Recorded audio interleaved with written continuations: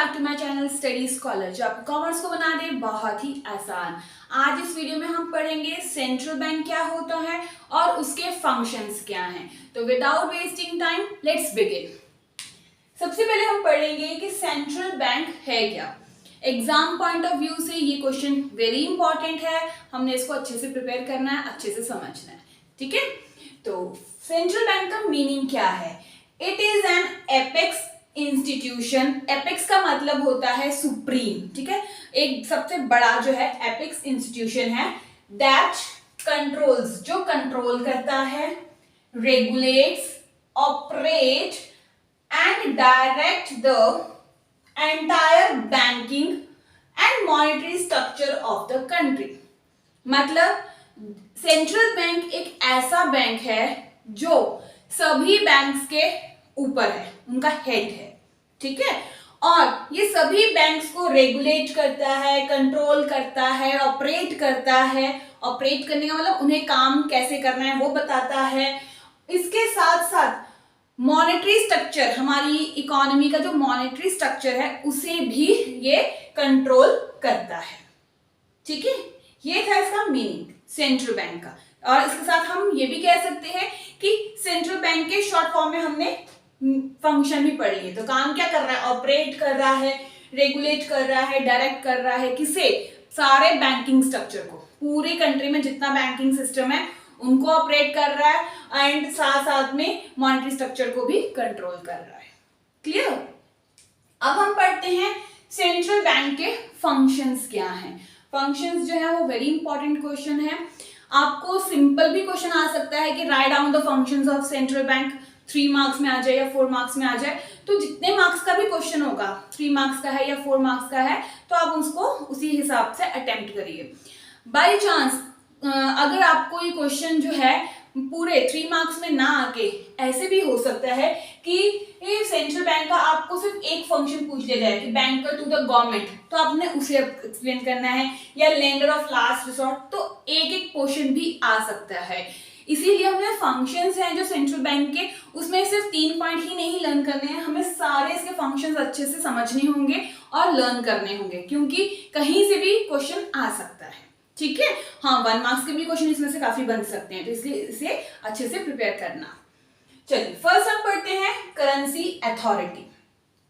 Currency authority को हम कहते हैं, आप यहां पे लिख सकते हो कि bank of issuing notes. Notes means currency. Central bank एक ऐसा बैंक है, एपेक्स इंस्टीट्यूशन है, मीन्स ऐसा बैंक है जिसके पास करेंसी को प्रिंट करने की अथॉरिटी है। इसी वजह से इसे हम करेंसी अथॉरिटी भी कहते हैं। ये इसका फंक्शन है कि करेंसी अथॉरिटी का मतलब इसके पास, सेंट्रल बैंक के पास अथॉरिटी है कि वो सभी करेंसीज को वो क्या कर सकता है? प्रिंट कर सकता है, बना सकता है, मार्केट में नई करेंसी लेके आ सकता है। और किसी के पास भी ये अथॉरिटी नहीं है। हाँ, गवर्नमेंट में जो मिनिस्ट्री ऑफ फाइनेंस है वो 1 रुपी नोट और कॉइन्स को और बना सकते हैं, वो प्रिंट कर सकते हैं, बट बाकी अदर जो करेंसी है वो सारी की सारी सेंट्रल बैंक ही ये रेगुलेट करता है, प्रिंट करता है, कंट्रोल करता है, बनाता है according to the situation of the country. Clear? इसीलिए इसे बैंक ऑफ इशूइंग नोट्स भी कहा जाता है कि इसके पास अथॉरिटी है नोट्स को इशू करने की। क्लियर?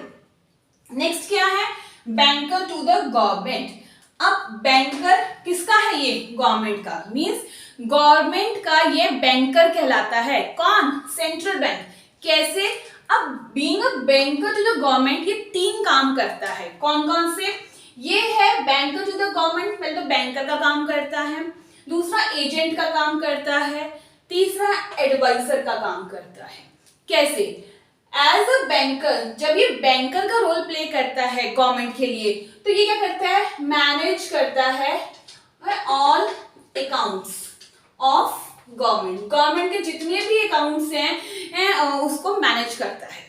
ठीक है, अगर हम बात करें एजेंट की, तो अगर वो गवर्नमेंट का एजेंट बनता है तो उस फॉर्म में वो क्या करता है? बाय करता है एंड सेल करता है। किसे? गवर्नमेंट सिक्योरिटीज को। ठीक है, गवर्नमेंट सिक्योरिटीज को बाय और सेल करता है on the behalf of government. Government खुद नहीं इन्वॉल्व होती है, सेंट्रल बैंक देखता है कि मार्केट में मनी सप्लाई बहुत ज्यादा है या मनी सप्लाई बहुत कम है, तो उस सिचुएशन को देखकर वो उससे स्टेबल बनाने के लिए गवर्नमेंट सिक्योरिटीज को बाय और सेल करता है।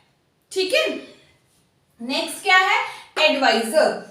जब मार्केट में इन्फ्लेशन की सिचुएशन हो या डिफ्लेशन की सिचुएशन हो अगर इकोनॉमी में, तो गवर्नमेंट को ये एडवाइस देता है कि हमें कौन सी पॉलिसीज बनानी चाहिए ताकि हमारी मनी मार्केट जो है वो स्टेबल हो जाए। क्लियर, तो पॉलिसी फॉर्मेशन में भी ये हेल्प करता है, पॉलिसी फॉर्मेशन। क्लियर है। नेक्स्ट है lender of last resort. Last resort, last means last में। अब जब हम लोगों को पैसों की जरूरत होती है, फॉर एग्जाम्पल मुझे घर बनाना है या कार खरीदनी है, तो मुझे पैसों की जरूरत है और मैं वो पैसा कहाँ से लूंगी लोन के लिए? मैं कॉमर्शियल बैंक के पास जाऊंगी, पीएनबी के पास चलेगी, एसबीआई के पास चलेगी, किसी के पास भी चलेगी, मैंने वहां से पैसा ले लिया। क्लियर। अगर कमर्शियल बैंक के पास फंड्स की शॉर्टेज हो जाए, कमर्शियल बैंक को पैसे की जरूरत पड़ जाए, तो वो कहां से लेगा? अगर कमर्शियल बैंक को पैसों की जरूरत पड़ जाए तो सबसे पहले वो अपने सारे सोर्सेस से पैसे कलेक्ट करने की कोशिश करेगा। ठीक है, अगर उसे कहीं से भी, उसके किसी भी सोर्स से उसको फंड्स नहीं मिलते हैं, तब वो लास्ट में सेंट्रल बैंक को अप्रोच करेगा। ठीक है, लास्ट में अप्रोच करेगा, इसीलिए इसे लेंडर ऑफ लास्ट रिसोर्ट कहा जाता है। जैसे एक और एग्जांपल समझ लेते हैं। जैसे मैंने एग्जांपल लिया कि मुझे कार खरीदनी है, तो मैं कमर्शियल बैंक के पास चलेगी लोन लेने के लिए। बट कमर्शियल बैंक से लोन लेने से पहले मैंने देखा कि मेरे पास कितनी सेविंग है, या मैं अपने किसी फ्रेंड से कुछ पैसा ले सकती हूँ या रिलेटिव से कुछ पैसा उधार ले सकती हूँ कि नहीं। अगर तो वहां से मिल जाता तो मैं बैंक के पास नहीं जाती, बट अगर मेरे को नहीं मिला तो मैं कहाँ जाऊंगी? मेरे पास लास्ट में क्या ऑप्शन है कि मैं कमर्शियल बैंक से जाके पैसा लोन पे ले लूं। सिमिलरली कमर्शियल बैंक भी पहले अपने सारे सोर्सेज से फंड्स कलेक्ट करने की कोशिश करता है, बट जब उसे पैसा नहीं मिलता है तब वो क्या करता है? लास्ट में सेंट्रल बैंक को अप्रोच करता है और उससे वो पैसा लोन पर लेता है और सेंट्रल बैंक उस पर इंटरेस्ट भी चार्ज करता है। ठीक है, क्लियर। नेक्स्ट क्या है? Custodian of CRR. सीआरआर का मतलब होता है कैश रिजर्व रेशियो। अब ये कैश रिजर्व रेशियो क्या है? कमर्शियल बैंक, सारे के सारे कमर्शियल बैंक अपने जो डिपॉजिट्स हैं उसका कुछ पोर्शन, ठीक है, सेंट्रल बैंक के पास रखते हैं। क्लियर, क्या कहा मैंने? कमर्शियल बैंक, सभी कमर्शियल बैंक अपने डिपॉजिट्स का कुछ पोर्शन सेंट्रल बैंक के पास रखते हैं और उन सीआरआर पे, उसे ही हम सीआरआर कहते हैं, और उस सीआरआर पर हमें सेंट्रल बैंक इंटरेस्ट भी पे करता है। क्लियर है? तो इसीलिए इसे कहा जाता है कि ये कस्टोडियन है। कैसे? जो भी पैसा जो सीआरआर कमर्शियल बैंक ने किसके पास रखी? सेंट्रल बैंक के पास रखी, तो सेंट्रल बैंक क्या हो गया? सीआरआर का कस्टोडियन बन गया। Clear? Foreign exchange, custodian of foreign exchange. जो सेंट्रल बैंक है वो फॉरेन एक्सचेंज का भी कस्टोडियन है। कैसे? सेंट्रल बैंक के पास हर एक कंट्री की कुछ ना कुछ करेंसी पड़ी होती है, डॉलर, पॉन्ड्स, कुछ ना कुछ है, जैसे रुपीस, ये सारी चीजें इसके पास है, इसीलिए इसे कस्टोडियन ऑफ फॉरेन एक्सचेंज भी कहते हैं। अब ये पैसा क्यों रखता है? ये बाय चांस इंटरनेशनल मार्केट में अगर इंस्टेबिलिटी आ जाए, मतलब वो मार्केट अनस्टेबल हो जाए, तो सेंट्रल बैंक क्या करेगा? अपना मैनेज फ्लोटिंग एक्सचेंज रेट को चेंज करके इंटरनेशनल मार्केट को स्टेबल कर देगा। ये मैनेज फ्लोटिंग एक्सचेंज रेट क्या होता है, कैसे ये स्टेबल होता है, इसके ऊपर डिटेल्ड पूरा एक चैप्टर है हमारा, वो हम आगे पढ़ेंगे।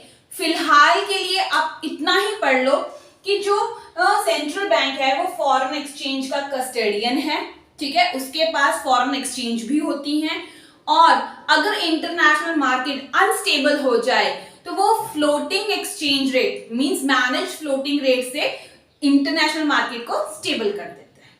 फिलहाल के लिए इतना ही काफी है। नेक्स्ट क्या है, clearing house function. Clearing house function क्या है कि सारे हमारे कमर्शियल बैंक हैं, ठीक है, जितने भी कमर्शियल बैंक हैं उन सब का अकाउंट सेंट्रल बैंक के पास होता है। मैंने कहा ना कि वो सीआरआर डिपॉजिट करवाते हैं, तो ये काम सारे बैंक्स करते हैं। जितने भी कमर्शियल बैंक हैं सभी के सभी क्या करते हैं, इनका अकाउंट किसके पास होता है, सेंट्रल बैंक के पास होता है। तो सेंट्रल बैंक के लिए बहुत ही इजी है कि अगर दो कमर्शियल बैंक या 3-4 कमर्शियल बैंक्स के बीच में कुछ क्लेम को सेटल करना है तो सेंट्रल बैंक इजीली कर सकता है through debit and credit entries से, ठीक है, क्लियर। क्यों? क्योंकि सेंट्रल बैंक के बाकी के अकाउंट्स उसके पास है, तो अगर किसी एक बैंक को और बी बैंक का कुछ क्लेम को सेटलमेंट करना है, क्लेम की सेटलमेंट करनी है, तो सेंट्रल बैंक अपने बिहाफ पे डेबिट एंड क्रेडिट करके एंट्रीज को कर सकता है, ठीक है। नेक्स्ट है bankers bank and supervisory role. पहले हमने पढ़ा था कि वो गवर्नमेंट का बैंक है, अब हम पढ़ रहे हैं कि वो बैंक्स का भी बैंक है और उस पे भी सुपरवाइजरी रोल प्ले करता है। जब वो बैंक का बैंक कहलाता है, जब वो बैंक का बैंक कहलाता है तो वो क्या करता है, क्या काम करता है कि उन्हें ऑफर करता है लोन्स, ऑफर्स लोन करता है, ठीक है, डिपॉजिट एक्सेप्ट डिपॉजिट्स को एक्सेप्ट करता है। कौन से डिपॉजिट, सीआरआर जो है उसके लिए तो डिपॉजिट्स ही है ना, तो उसे एक्सेप्ट करता है, लोन ऑफर करता है, तो इसीलिए उनके अकाउंट्स को मैनेज करता है, अकाउंट्स को मैनेज करता है डेबिट एंट्रीज के और क्रेडिट एंट्री करके। तो अब यहाँ पर जो सेंट्रल बैंक है क्या रोल प्ले कर रहा है, बैंकर्स बैंक, बैंक का बैंकर, ठीक है। जैसे वो गवर्नमेंट का जब बैंकर था तो गवर्नमेंट के अकाउंट मैनेज कर रहा था, जब वो बैंक्स का बैंकर है तो वो सारे काम बैंक के भी करेगा, क्लियर। अब इसका आता है सुपरवाइजरी रोल। सुपरवाइजरी रोल में ये क्या काम करता है, ये करता है रेगुलेशन एंड कंट्रोल्स। आप रेगुलेट भी लिख सकते हो, ठीक है, कंट्रोल करता है बैंकिंग सिस्टम को। अगर हम बात करें रेगुलेशन की, तो रेगुलेट कैसे करता है कि फॉर एग्जांपल किसी बैंक की ब्रांच को बढ़ाना है, एसबीआई की एक और ब्रांच खोलनी है, ठीक है, एग्जांपल ये मान लो, तो ये क्या करेगा, एक्सपैंड कर देगा कि हाँ जी अथॉरिटी दे देगा, आप खोल सकते हो। किसी ब्रांच को बंद करना है, वाइंड अप करना है, तो उसके लिए भी वो ये काम कर सकता है। सेकेंड वन इज अगर किसी के लिए लाइसेंस प्रोवाइड करवाना है बैंक को, तो वो भी प्रोवाइड करवाता है। तो सुपरवाइजरी रोल में बीइंग अ रेगुलेटर क्या करता है, branch expansion, winding up of branch, winding up मतलब बंद करना किसी ब्रांच को, ठीक है, जैसे या किसी ब्रांच को किसी दूसरी ब्रांच के साथ मर्ज करना, लाइसेंस प्रोवाइड करना, तो ये सारी फैसिलिटीज कौन देता है, सेंट्रल बैंक करता है कमर्शियल बैंक को, ठीक है। कंट्रोल्स का मतलब है कि जो सेंट्रल बैंक है पूरे बैंक्स को, पूरे बैंक्स मींस सारे कमर्शियल बैंक को कंट्रोल करके रखता है। कैसे, वो टाइम टू टाइम इंस्पेक्शन करता है उनके रिकॉर्ड्स की, सारी रिटर्न्स की फाइल्स को चेक करता है, और जब ये इंस्पेक्शन होती है, कंट्रोल होता है, इसकी वजह से सारे कमर्शियल बैंक जो हैं अच्छे से काम करते हैं, ठीक है। जैसे हमारे को अगर मैम कह दे कि भाई होमवर्क करके लेके आना, मैं कल चेक करूंगी, तो हम बड़े सजा के अच्छे से फटाफट काम करेंगे कि नहीं, तो मैम से कल डंडे पड़ जाने हैं। तो हमारे ऊपर एक कंट्रोल था ना, तभी हमने काम किया। सिमिलरली सेंट्रल बैंक क्या करता है, अपना कंट्रोल रखता है सारे कमर्शियल बैंक्स के ऊपर, और जब कंट्रोल होता है तभी सारे बैंक्स अपना काम प्रॉपरली करते हैं, clear. Next, controller of money supply, very very very important question, ठीक है, most important. Function of central bank का ये जो फंक्शन है मोस्ट इंपॉर्टेंट फंक्शन है, ठीक है। इसके ऊपर फुल फ्लेजेड क्वेश्चन बनता है, ठीक है, कि सेंट्रल बैंक मनी सप्लाई को कैसे कंट्रोल करता है, ये हम बाद में पढ़ते हैं। अभी सेंट्रल बैंक का लास्ट फंक्शन क्या है कि वो मनी सप्लाई को कंट्रोल करता है।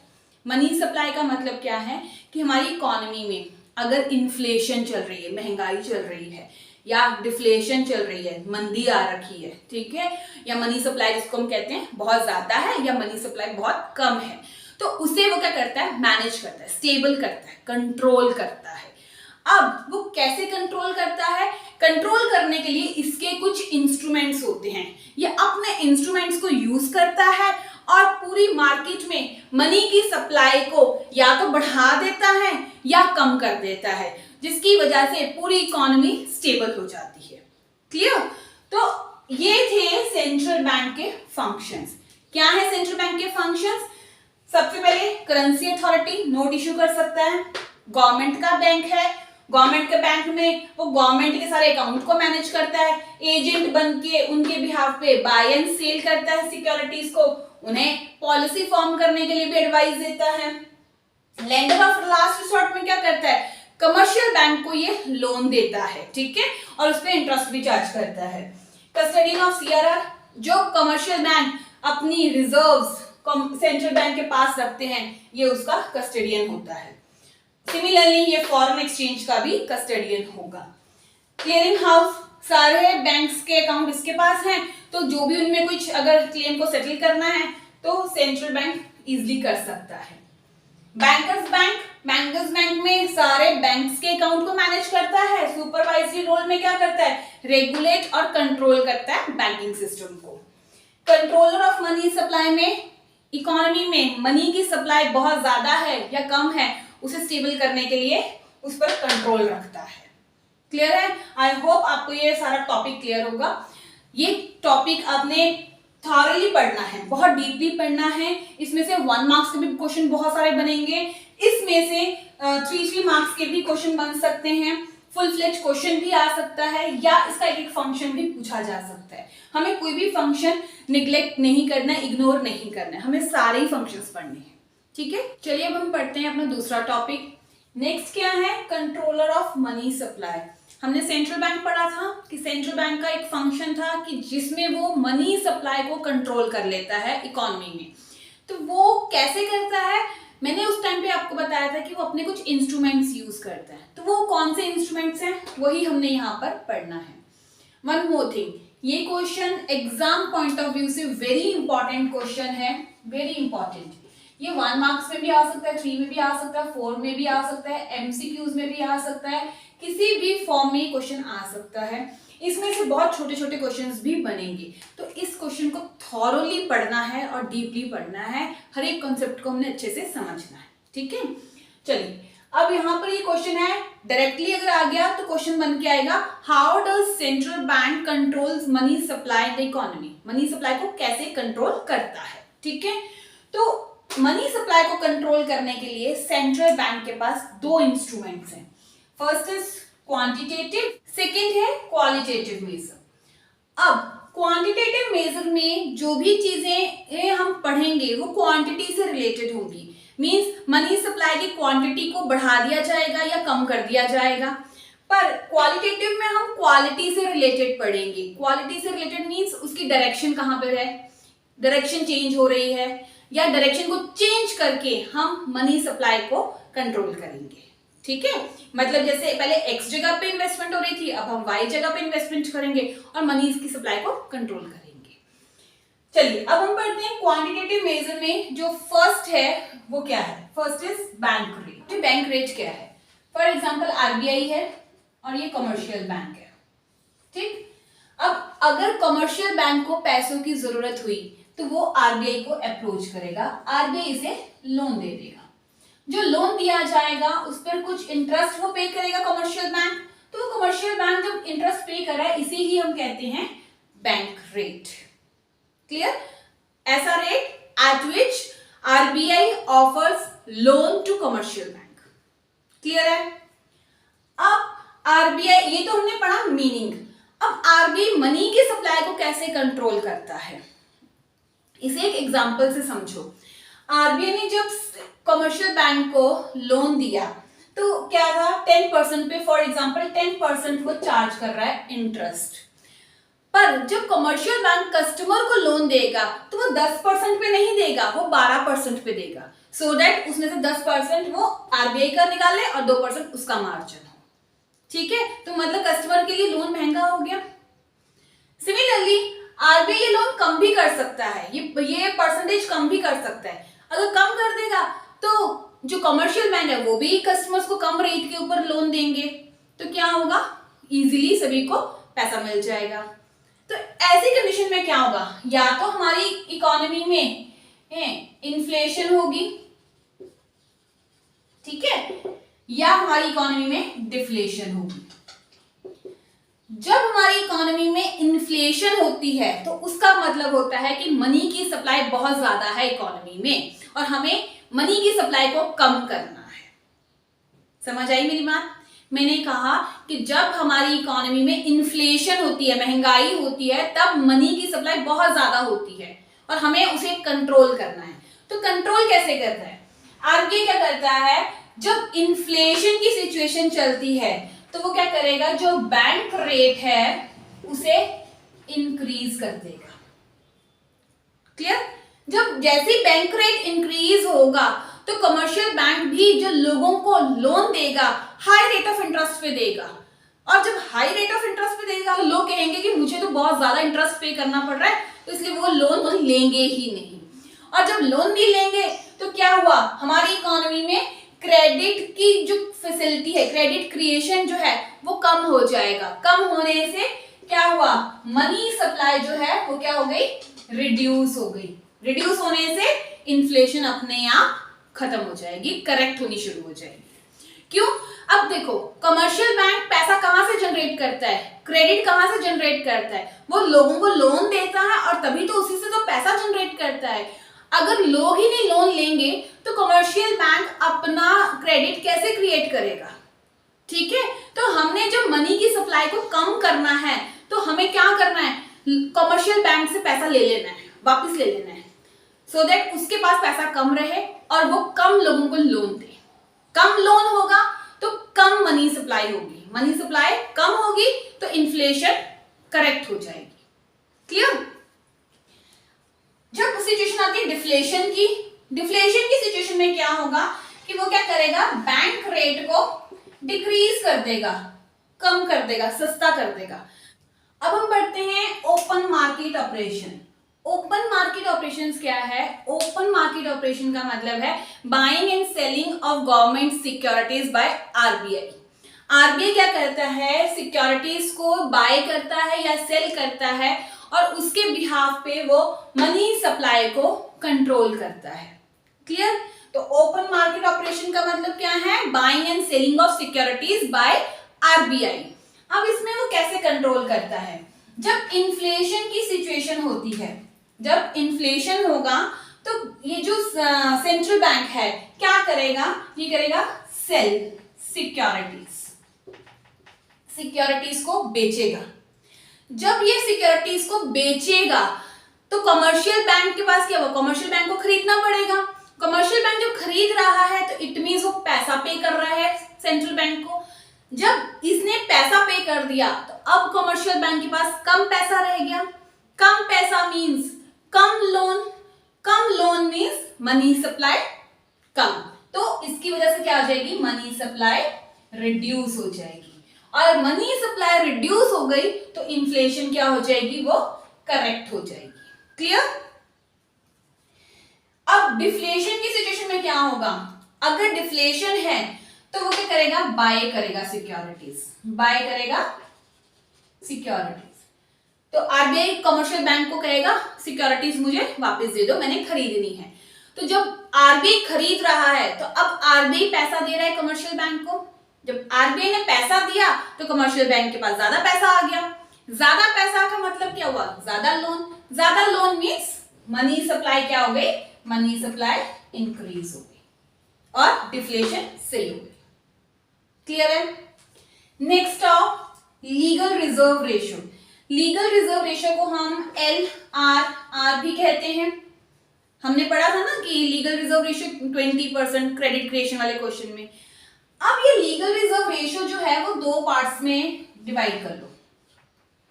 फर्स्ट है CRR, second is SLR। CRR means cash reserve ratio, SLR means statutory liquidity ratio। Clear? अब ये होते क्या है? अच्छा, एक और चीज यहां पर, जो अगर आप ये क्वांटिटेटिव मेजर लिखोगे तो आप bank rate, open market, third point CRR, fourth point SLR भी लिख सकते हो। क्लियर? बट अगर आप ऐसे लीगल रिजर्व लिखोगे तो उसमें आप पार्टीशन बनाकर ये लिखोगे, पर दोनों तीनों को अच्छे से मेंशन करना है। ठीक है? अब ये CRR और SLR क्या है? CRR का मतलब क्या है? Cash reserve ratio. CRR वो रेशियो होती है जो कमर्शियल बैंक सेंट्रल बैंक के पास रखता है। समझ आई मेरी बात? एग्जाम्पल से समझते हैं।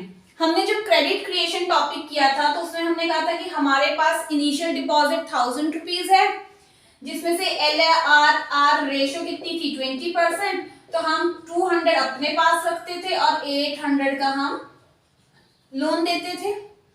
ये 200 ही आगे दो पार्ट्स में डिवाइड हो जाती है, CRR और SLR। मतलब 100 रुपीज CRR और 100 रुपीज SLR के पास है। कैसे?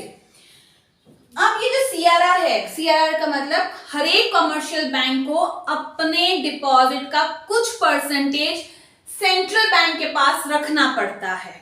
ठीक है? तो उसे हम कहते हैं CRR रेशियो। अब ये नहीं है कि इस मंथ उसने 500 रुपीज जमा करा दिया, अगले बार वो 1000 रुपीज जमा करा देगा, फिर कभी वो 1000 रुपए की जगह पे 100 रुपए दे देगा, ऐसा नहीं है। ये जो रेशियो है ये कौन डिसाइड करता है? ये डिसाइड करता है RBI, कि आपने अपनी इनिशियल डिपॉजिट का मुझे इतना परसेंट डिपॉजिट करवाना है एज अ CRR। ठीक है?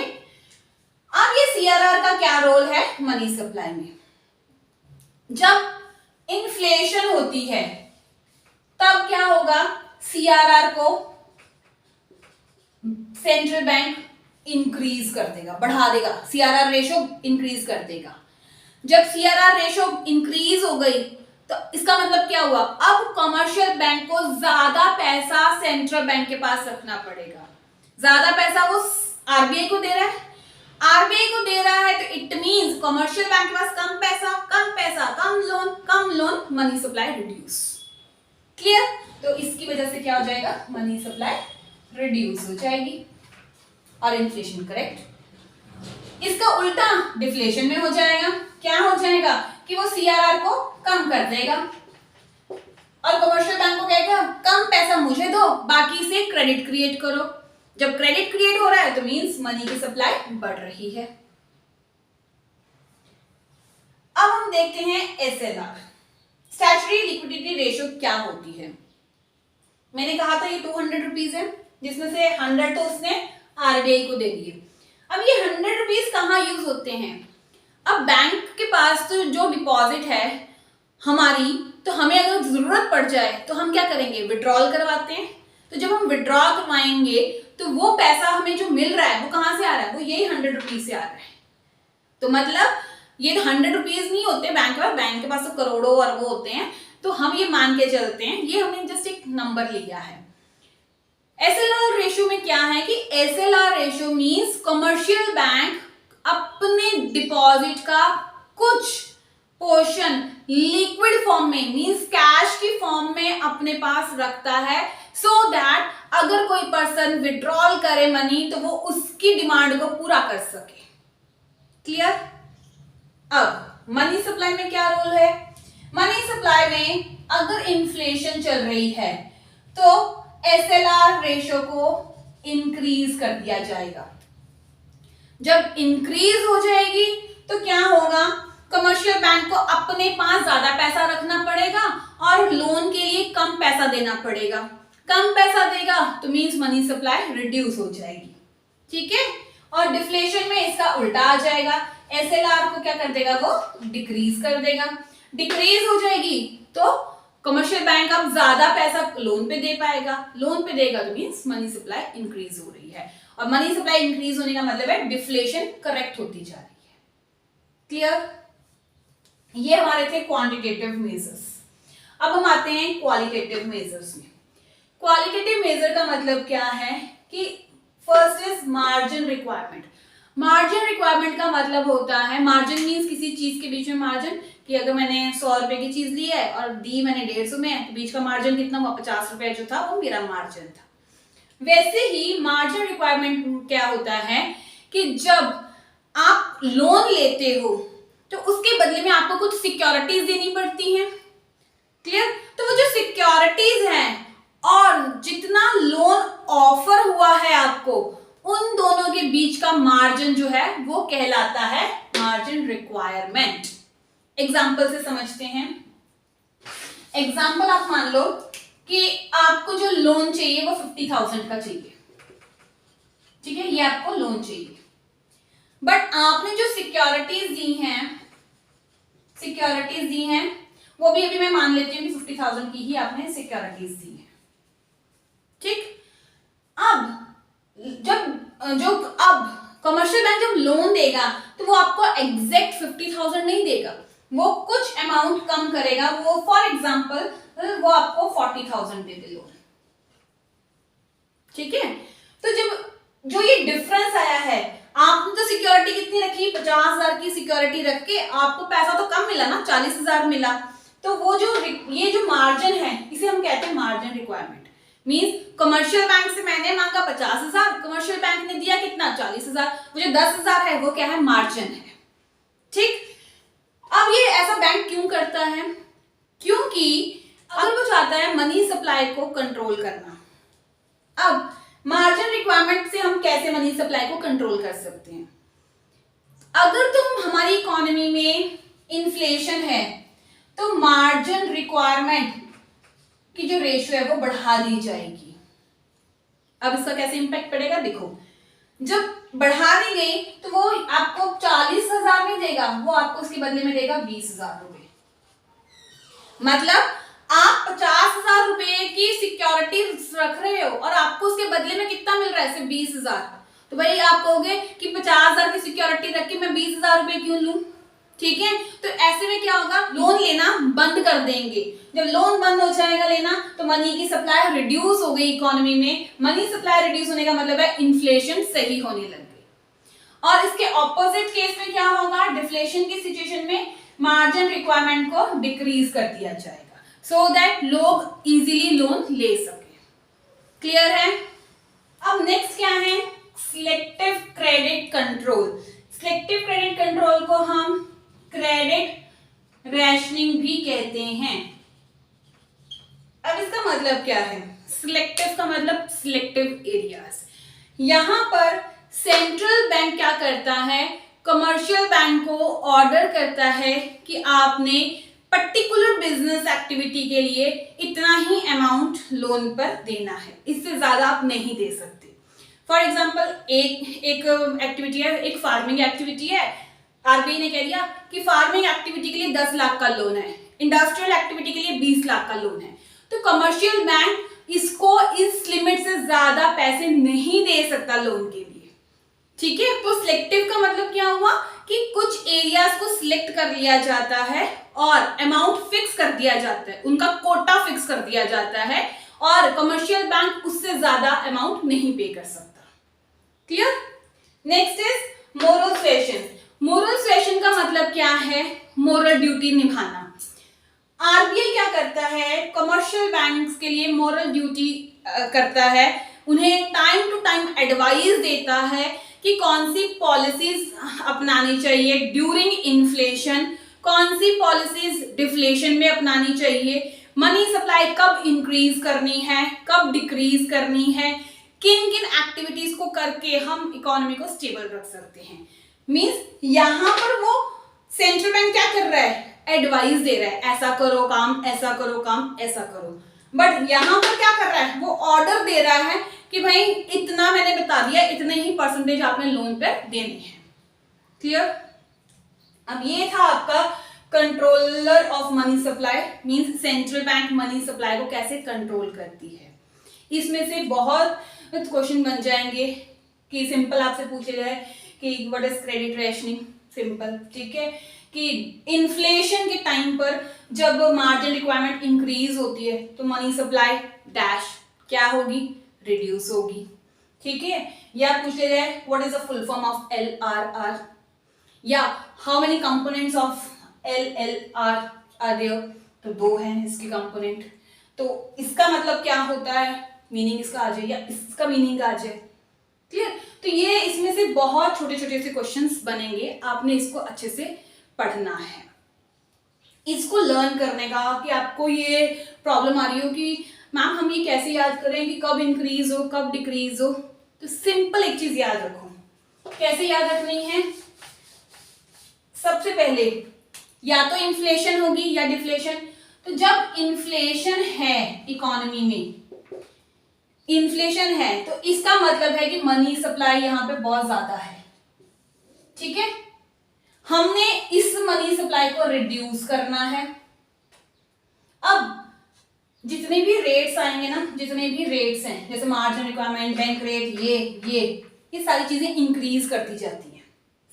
सिंपल, जितने रेट्स हैं और margin requirement increase during inflation, जब ये इंक्रीज हो जाएंगे मनी सप्लाई ऑटोमेटिकली रिड्यूस हो जाएगी। यहां पर मनी सप्लाई रिड्यूस और इन्फ्लेशन क्या हो जाएगी, इन्फ्लेशन जो है वो करेक्ट हो जाएगी।